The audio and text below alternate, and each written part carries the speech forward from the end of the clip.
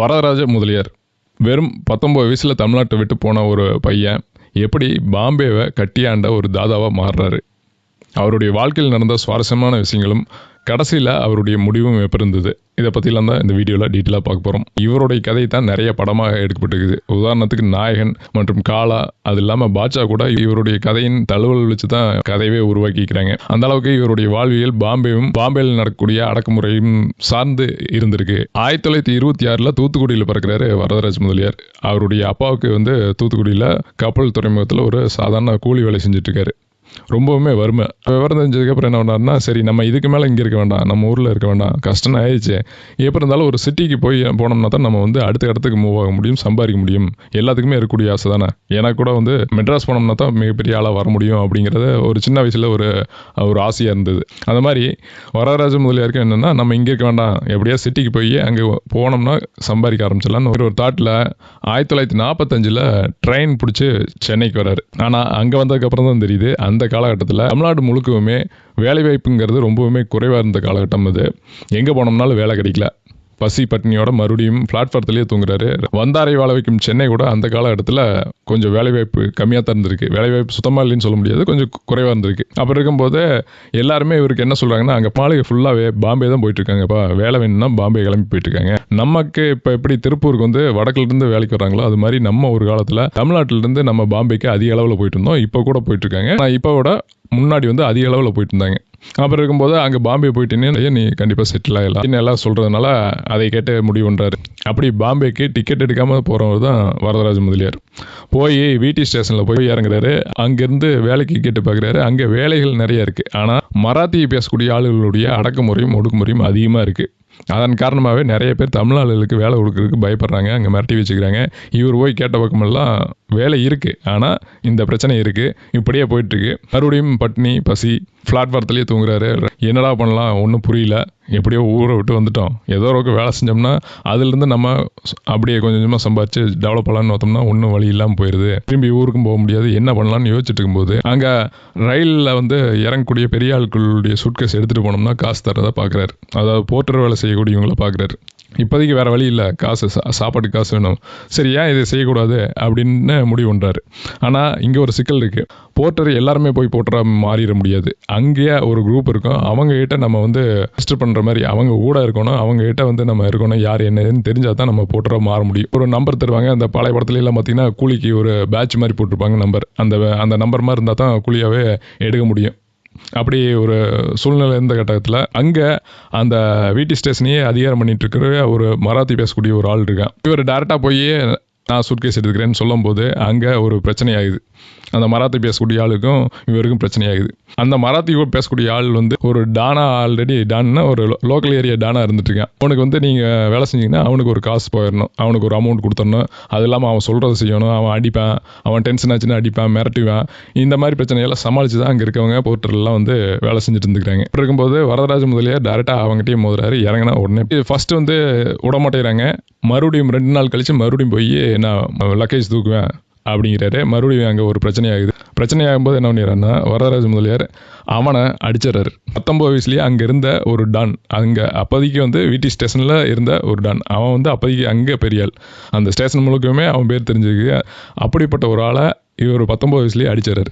அப்போதைக்கு அடிச்சிடறாரு. ஆனால் அடித்து முடிச்சதுக்கப்புறம் இது எங்கே மூவ் ஆக போகுதுன்னு அங்கே இருந்தவங்க எல்லாத்துக்குமே தெரியும். இவர் புதுசாக வந்த பையன், எந்த ஒரு பேக்ரவுண்டும் கிடையாது, இவருக்கு சப்போர்ட்டுன்னு யாருமே கிடையாது. அப்போ அடுத்து என்ன நடக்க போகுதுன்னு எல்லாத்துக்குமே தெரியும். அங்கே பெரும்பாலான ஆட்கள் தமிழ்நாட்கள் தான் போர்ட்டராக வேலை செஞ்சுட்டு இருந்துக்கிறாங்க. அவன் செஞ்ச அடக்குமுறை காரணமாக என்ன பண்ணிடுறாங்கன்னா எல்லாருமே வரதராஜ முதலியாருக்கு சப்போர்ட் பண்ண ஆரம்பிச்சிட்டாங்க. அப்போ திரும்பி அவனால் வரதராஜ முதலியாரை எதுவும் பண்ண முடியாத அளவுக்கு போயிடுது. இங்கேருந்து தான் வரதராஜ முதலியாருடைய அடித்தளம்ங்கிறது ஆரம்பிக்குது. வீட்டி ஸ்டேஷனில் இப்படி ஒரு போர்ட்டராக தன்னுடைய வாழ்க்கையை ஆரம்பிக்கிறாரு வரதராஜ முதலியார். சீக்கிரமாகவே அவருக்கு அவருடைய சப்போர்ட்டுங்கிறது அதிகமாகிட்டே போகுது. ஏன்னா சின்ன பையனாக இருந்தாலும் ஒரு தப்பை தட்டி கேட்கும்போது, ஒரு தப்பான ஆளை தட்டி கேட்கும்போது எல்லாருமே சப்போர்ட் பண்ண ஆரம்பிச்சிருவாங்க. வயதான ஆள் கூட சப்போர்ட் பண்ண ஆரம்பிச்சிருவாங்க. பெரும்பாலான நபர்கள் என்ன பண்ணுவாங்கன்னா, எப்போவுமே ஒரு தப்பு நடக்குதுன்னா தட்டி கேட்க மாட்டாங்க, நமக்கு எதுக்கு வம்புன்ட்டு போயிடுவாங்க. ஒரு 10,000 ஒருத்தன் இல்லாட்டி லட்சத்தில் ஒருத்தன் தான் எதிர்த்து நின்று தட்டி கேட்பான்.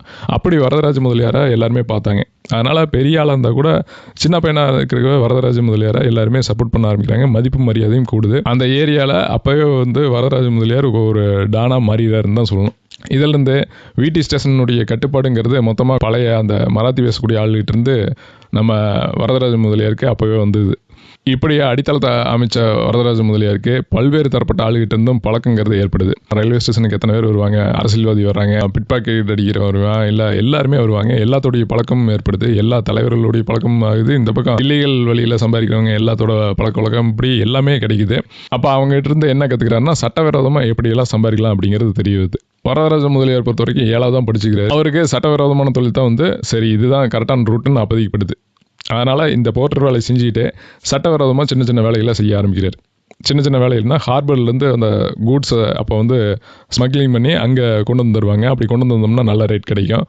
அதை கொஞ்சம் கொஞ்சமாக பண்ண ஆரம்பிக்கிறாரு. சின்ன சின்ன அந்த சட்டவிரோத செயலில் சின்ன சின்னதாக ஈடுபட்டிருக்காரு. அது மட்டும் இல்லாமல் தமிழனுக்கு எங்கே ஒரு பிரச்சனை அப்படின்னாலும் முன்னாடி போய் நிற்கக்கூடிய முதல் ஆளாக வரதராஜ முதலியார் இருக்கார். எந்த ஒரு சக்திக்கும் பயப்படாத ஆளாக இருக்கார். மெயினே யாராக இருந்தாலும் சரி, போலீஸாக இருந்தாலும் சரி, இல்லை அரசியல்வாதியாக இருந்தாலும் சரி, ரவுடியாக இருந்தாலும் சரி, யாராக இருந்தாலும் துணிஞ்சு நின்று முன்னாடி நின்று அது தப்புன்னா தட்டி கேட்குறாரு. அதே சமயத்தில் தமிழாளுகளாக இருந்தாலும் கூட தப்பு பண்ணாங்க அப்படின்னா அவங்களுக்கு துணை போகிறது கிடையாது. தப்பான விஷயங்களுக்கு துணை போகாமல் இருந்துக்கிட்டார். இதன் காரணமாக தமிழாளுகளுக்கு மட்டும் இல்லை, மராத்தி பேசக்கூடிய ஆளுகள் கூட வரதராஜ முதலியாரை பிடிச்சி போகுது. அவருடைய எதிரிகளை தவிர முக்கால்வாசி பேர் வரதராஜ முதலியாரை ஆதரிக்க ஆரம்பிக்கிறாங்க. அவருடைய பேஸுங்கிறது அந்த விடி ஸ்டேஷன்லேருந்து மாறுது கொஞ்சம் கொஞ்சமாக. அவர் தமிழ் பேசக்கூடிய ஆளுகிட்ட ரொம்பவுமே பிரபலமாகிறாரு. குறிப்பாக தாராவி, சியான் மற்றும் மட்டுங்கா இந்த மாதிரி ஏரியாலில் இவருடைய பேருங்கிறது எதிரொலிக்க ஆரம்பிக்குது.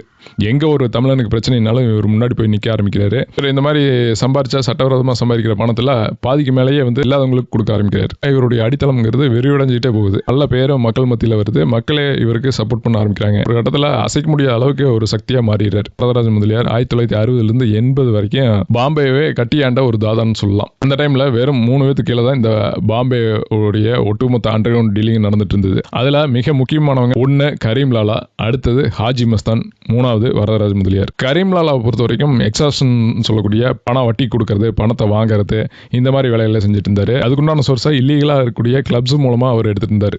இந்த சட்டவிரோதமான சூதாட்டம் இருக்குல்ல, சூதாட்டம் ஃபுல்லாகவே பாம்பே ஃபுல்லாக இருக்கக்கூடிய சூதாட்டம், அதிலிருந்து வரக்கூடிய பணத்தை இந்த மாதிரி பணத்தை வட்டி கொடுறது அப்படிங்கிற வேலை செஞ்சுட்டு இருந்தார். அவருக்கு பதான் கேங் அப்படின்னு ஒரு கேங் இருந்தது. ஆப்கானிஸ்தான்லேருந்து வரக்கூடிய அடியாட்களாக வச்சு அவர் ஒரு கேங்கை உருவாக்கி வச்சிருந்தார்.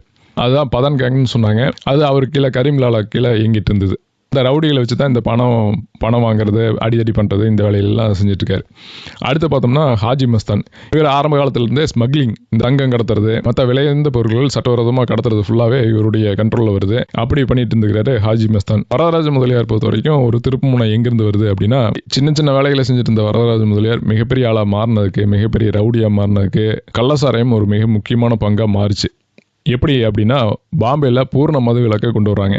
அந்த டைமில் குடிச்சு பழான ஆட்கள் எப்படியும் குடிச்சே ஆகணுங்கிற அந்த ஒரு பைத்தியமாக இருப்பாங்க இல்லையா, அதனால் வேறு வழி இல்லாமல் இருக்காங்க. அப்போ இவர் கள்ளச்சாராயத்தை விற்கிறதுக்கு ஆரம்பிக்கிறார். அந்த டைமில் 2 தான் கள்ளச்சாராயம் பிஸ்னஸ்குள்ளே இருக்காங்க. இவருக்கு அந்த டைம்லேயே நெட்வொர்க்குங்கிறது தமிழ் பேசக்கூடிய ஆட்கள் எங்கெல்லாம் இருக்காங்களோ அங்கெல்லாம் இவருடைய நெட்வொர்க் பெருசாக இருந்ததுனால அதை வச்சு எல்லா பக்கம் கொண்டு போகிறாரு. பாம்பே ஃபுல்லாகவே இவருடைய அந்த கள்ளச்சாராய விற்பனைங்கிறது நடக்குது. இதையே உடனே அரசனால் ஒடுக்க முடியல. என்ன காரணம் அப்படின்னு கேட்டால், பூர்ண மது விலக்கு ஒரு பக்கம் கொண்டு வந்துட்டாங்க. ஆனால் அந்த குடிச்சு பழக்கிற ஆட்களை திருத்தி மறுவாழ்வு பண்ணி கொண்டு வர அளவுக்கு அவங்களுடைய திட்டமிடல் இல்லாமல் இருந்திருக்கு அந்த காலகட்டத்தில். அதனால வேற வழி இல்லை. ஒரு பக்கம் மது விலக்கை மறுபடியும் திருப்பி வாபஸ் வாங்க முடியாது. அதனால இந்த கள்ளச்சாராயத்தை முற்றிலுமா தடுத்து நிறுத்த முடியாத சூழ்நிலையில் இருக்குது அரசு. அதை சாதமாக பயன்படுத்திட்ட வரதராஜ முதலியார் பாம்பே முழுவதுமே தன்னுடைய கள்ளச்சாராய விற்பனைங்கிறத முடிக்கிறார். இந்த தொழில் போட்டியில் எது தரப்புங்கிறது ஒண்ணுமே இல்லாமல் போயிருது. கள்ளச்சாராயம்னா வரதராஜ முதலியார் தான் அப்படிங்கிற அளவுக்கு வந்துருது. இதுல சம்பாரிச்ச பெரும்பாலான பணங்களை மக்களுடைய நலனுக்கே செய்யறாரு, மக்களுடைய நலனுக்கே திருப்பி தர்றாரு, கல்யாணம் பண்ணி வைக்கிறாரு. அவரை போய் பார்த்து கல்யாணம்னா வந்துடுவார், வீட்டில் எந்த ஒரு விசேஷம்னாலும் வந்துடுவார். ஒரு எளிதாக போய் அணுகக்கூடிய ஒரு ஆளாக மாறுறாரு. அதனால் மக்களுக்கு அவர் மேலே ஒரு ஈர்ப்பு வருது. அது இல்லாமல் தமிழனுக்கு ஒரு பிரச்சனைனா எங்கேயா இருந்தாலும் முதல் ஆளாக குரல் கொடுக்கக்கூடிய ஆளாக நிற்கிறதுனால தமிழர்களுக்கு நமக்கு ஒரு ஆள் இருக்கான்ப்பா அப்படிங்கிற ஒரு மிகப்பெரிய நம்பிக்கையும் மிகப்பெரிய பாசம் மரியாதை எல்லாமே வந்துடுது. இவர் அதுக்கப்புறம் வெறும் கலசாரன் மட்டும் இல்லாமல் கட்ட பஞ்சாயத்து, ஆட்கடத்தல், இப்படி என்னென்ன சட்டவிரோதமான செயல் இருக்கோ எல்லாமே செய்ய ஆரம்பிக்கிறாரு. எந்த ஒரு செயல் செஞ்சோம்னாலும் மக்கள் ஏதோ ஒரு பிரச்சனை வந்து அதை தீர்த்து வைக்கிற நபராகவும் இருந்துக்கிறாரு. தாராவில கட்லா நீதிமன்றம்னு ஒரு தனியாக ஒரு நீதிமன்றத்தையே உருவாக்கி வச்சிருந்தாரு. இவர் சொல்றதான் தீர்ப்பு.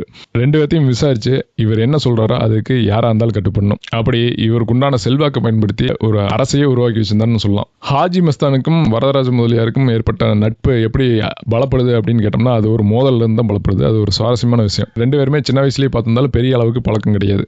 அப்படி இருக்கும்போது 2 பேருமே வளர்ந்ததுக்கப்புறம் தொழில் போட்டி ஏற்படுது. வடக்கு பாம்பேல வரதராஜ முதலியார் இருக்காரு. அப்போ ஒரு தொழில் போட்டி காரணமாக ஹாஜி மஸ்தான் கூப்பிட்டு அனுப்புறாரு, நான் உன்னை பார்க்கணும் வான்னு. ஹாஜி மஸ்தான் நினச்சிட்டு இருக்காரு வரதராஜ முதலியார்னா எப்படியும் வந்து டான் அப்படின்னா பயங்கரமாக கெத்தாக வருவாங்க, ஒரு கூலிங் கிளாஸ் போட்டுக்கிட்டு அப்படி இப்படின்னு நினச்சார். ஏன்னா ஹாஜி மஸ்தான் எப்போவுமே வரும்போது ஒரு கோட் சூட் போட்டுக்கிட்டு கூலிங் கிளாஸ் போட்டுட்டு ஒரு சிகரெட்டு இப்படி தான் வருவார்.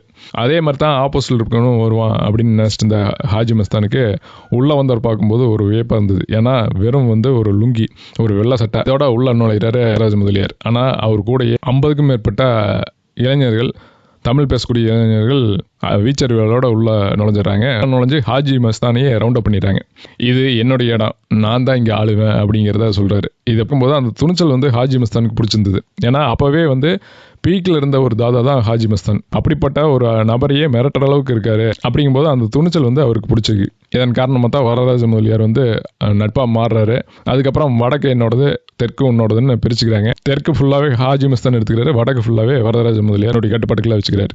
இப்படி தாதாவை வளம் வந்த வரதராஜ முதலியார் அரசியல்வாதியிலேயே ஆட்டம் காணமிக்கிறார். இவருடைய பெயரை வந்து சட்டசபையில் பேசுகிற அளவுக்கு இவருடைய பெயருங்கிறது மாறி போகுது.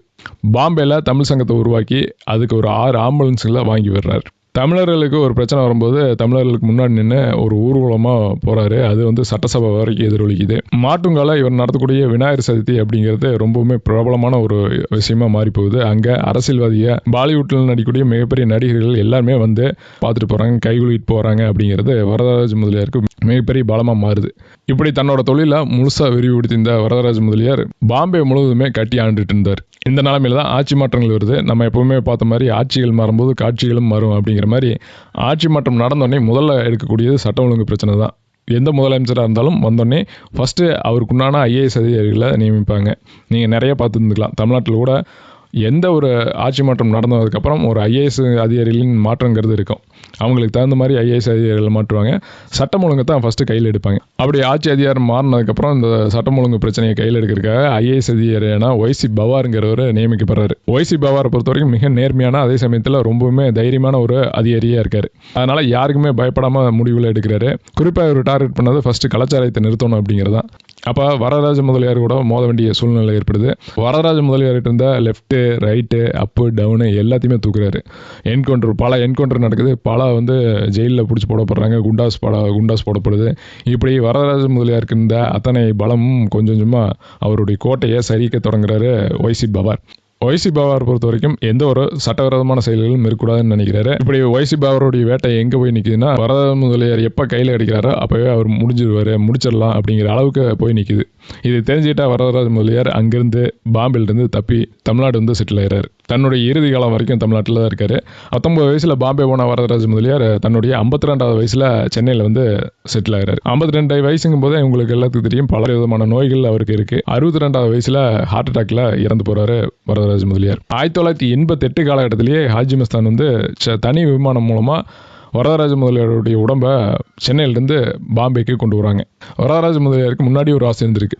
நான் வந்து பாம்பேயில் தான் வந்து என்னுடைய உடலுங்கிறது, இந்த கடைசி காரியங்கள்லாம் அங்கே தான் செய்யணும் அப்படிங்கிற ஆசை அவருக்கு இருந்திருக்கு. அது ஹாஜி மஸ்தான் கிட்ட சொல்லியிருக்கிறாரு நிறைய டைம். அதனால் ஹாஜி மஸ்தான் வந்து அவருடைய உடலை இங்கிருந்து அங்கே கொண்டு வராரு. அங்கே பல்லாயிரக்கணக்கான தமிழர்கள் மட்டும் இல்லாமல் பல்லாயிரக்கணக்கான வந்து அவருடைய இறுதி ஊர்வலத்தில் கலந்துக்கிறாங்க, இறுதி அஞ்சலி செலுத்துறாங்க.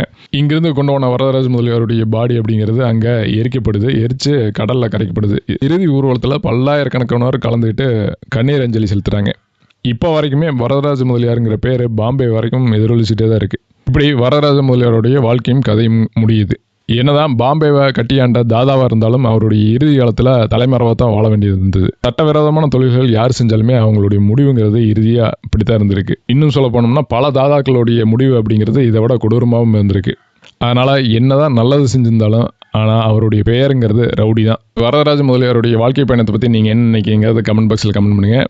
நம்ம சேனலில் ஆவணப்படங்கள், மர்மமான மரணங்கள் மற்றும் குற்ற சம்பவங்களை பற்றி டீட்டெயிலாக வீடியோ போட்டிருக்கோம். மறக்காமல் சப்ஸ்கிரைப் பண்ணி சப்போர்ட் பண்ணுங்கள். அடுத்த ஒரு வீடியோவில் சந்திக்கிறேன். நன்றி, வணக்கம்.